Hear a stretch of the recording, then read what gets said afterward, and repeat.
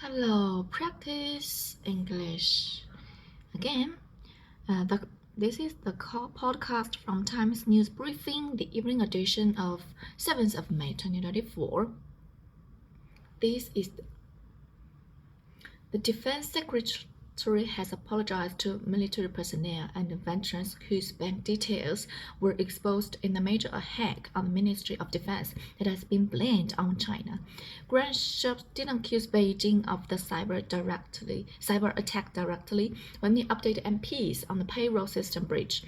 For reasons of national security, we can't release further details of the suspected cyber activity behind this incident.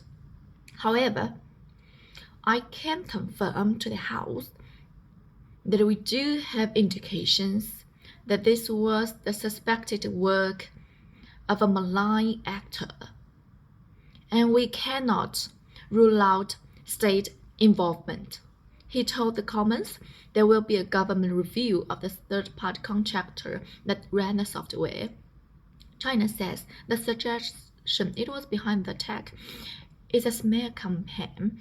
Rishi Sunak has joined the US and UN in warning Israel not to launch a full offensive in Rafah in southern Gaza after the Israeli military shut a crucial aid route.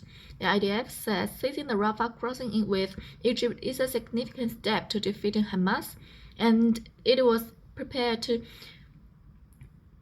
deepen its operations in the city where 1.5 million Palestinians are sheltered. Israeli negotiators are traveling to Cairo for ceasefire talks. Government spokesman David told Times Radio why Israel rejected a proposal over the weekend.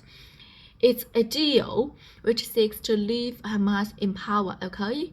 Hamas, which says that they want to carry out October the 7th again, that caused Jewish people, descendants of pigs and monkeys.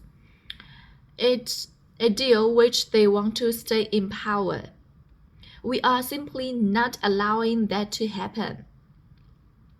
Meanwhile, the Prime Minister has summoned university leaders to Downing Street over pro-Palestinian protest and what he calls an unacceptable rise in anti-Semitism on campus. Cambridge University, where 14 tents have been set up in protest, says it committed to freedom of speech and the safety of all staff and students.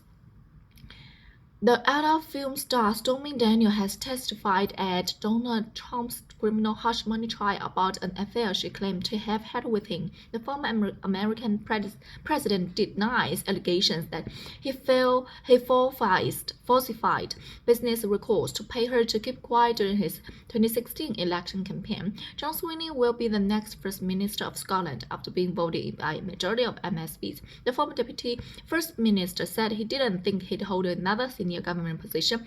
To find myself accepted for office as First Minister of Scotland today is therefore to utter a classic understatement. Something of a surprise. It is, however, an extraordinary privilege, and it is my honor to accept the office of First Minister, committing myself to do the best I can for Scotland.